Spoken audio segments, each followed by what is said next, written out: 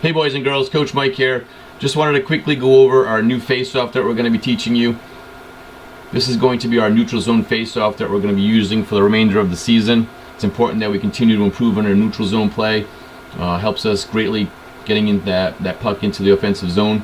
We've already taught you the offensive zone face-off and the defensive zone face-off that we want you to use. You guys have been pretty successful with those, and this is going to be another tool in your tool belt to improve on our neutral zone play. So there are two options. Like anything we teach you, we try to teach you plays that give you options. No matter what the other team throws at you, we have an answer to. So the first option in this face-off is called the weak side hinge, and that's basically getting that puck to the weak side of the ice as quickly as possible and then hinging it back in the opposite direction with a streaking winger going into the offensive zone. So I'll slowly go over that with you. The second option to this face-off is what we call the rim and chase. It basically has the same components where we get that puck to the weak side of the ice as quickly as possible, but as we read the play and we feel that there's no option to get that puck back to the other side of the ice, we will dump and chase, utilizing our offensive forecheck as a component of this as well. So going over the weak side hinge part of this first, it's important that that center wins the face-off back, preferably to the strong side D. As we win that face-off, this left defenseman is going to start to shoot towards the opposite side of the ice and receive a pass from that strong side D. While this is happening, the left wing and the center, after winning the face-off, are going to also move in the opposite direction of the face-off. And what this is going to do while this is happening is the opposing team is also going to feel that we're going to be moving the puck in from this side of the ice. So they're going to send, hopefully, most of their players or all of their players in that direction. So while we're doing this and this puck is moving in this direction, the strong side winger is going to come back and slowly come to the blue line and hold there, always keeping their eye on the play, but also trying to make themselves invisible to the play and waiting there and wait while the whole play unfolds. So as the play unfolds, going over it slowly, we win the face-off back. Right defenseman, preferably left defenseman, shoots. We pass it across, and now we're moving the entire play to the weak side direction. As we continue to do that, this right winger, or the strong side winger, is going to start moving their way back, and again trying to make themselves as invisible as possible while always keeping their eyes on the play.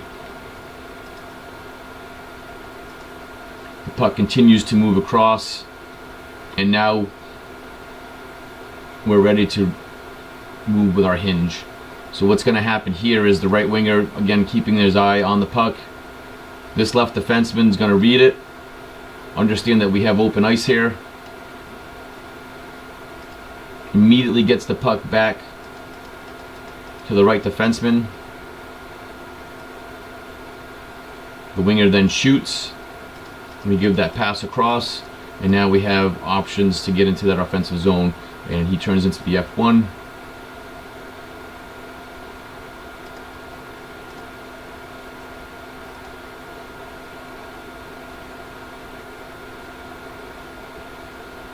Once we get the puck into this position, we abandon our left wing, center, and right wing titles, and we move into our F1, F2, F3 categories.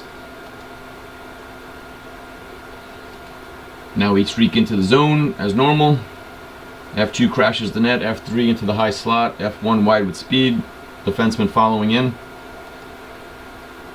We can pass it across to the F3. We can also use our defenseman, or we can even pass it across to the F2 if we have an option there. Once we are committed to the play, we take a shot on net and then we crash. So that's the weak side hinge. Again, just to go over it again quickly, we win the face-off back. Play starts to move into the weak side. The other team should start attacking that side right there. And this gives us the option for our play to work out, and then we get that puck back to the right defenseman. Or again, this defenseman right here, as he reads the play, if he feels that there's open opportunity here, he can make that pass immediately without even passing it back to his defensive partner. So right winger streaks, and then this defenseman can even just pass it across, hopefully off the ice, and then we even have a better option to get into that offensive zone quicker.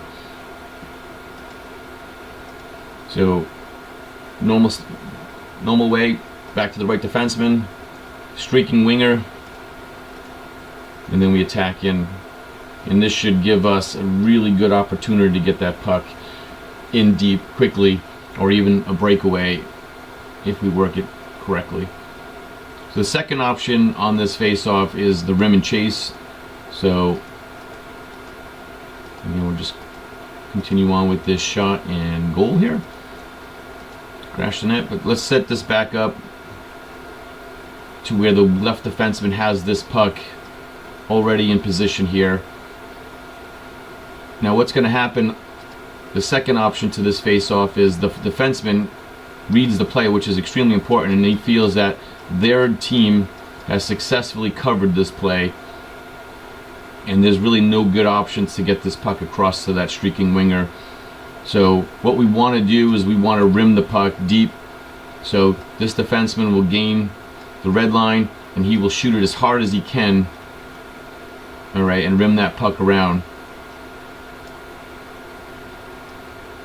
The right winger, reading this play and realizing that they were not going to do the hinge play, reads this rim, also does the same thing and streaks in, gets possession of the puck, and we do the same thing. F2 will basically come behind the net for a passing option. So F2 will be a passing option here. F1 will have possession of the puck, and F3 in the high slot. So that's basically how this will look once this goes through. So again, left defenseman reads nothing's here. We're going to go in deep with the rim and chase. So he takes it over the red line, starts rimming it. That weak side winger reads the play, understands that we're going to do the second option to this, and he immediately starts streaking into the offensive zone to gain possession of that puck.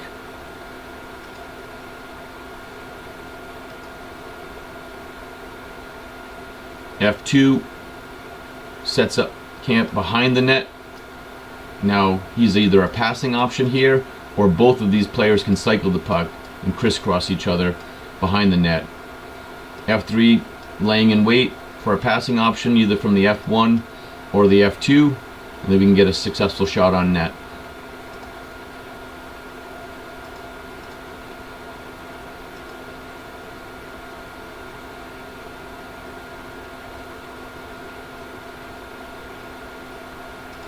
Hope this helps. We'll be going over at practice again today, and I will also show you the YouTube video of the NHL team doing this as well to help you out. We'll see you tonight at practice. Thanks.